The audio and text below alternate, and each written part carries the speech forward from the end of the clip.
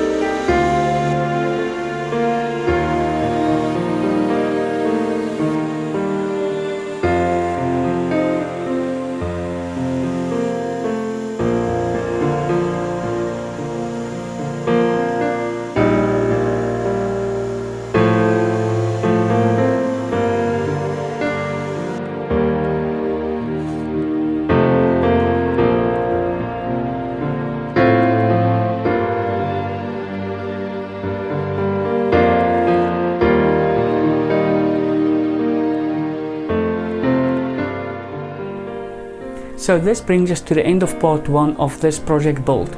Next time we're going to do the final machining, we're going to sand the pieces, then we're going to do a bit of a dry fit, and then we're going to put it all together and wrap this project up.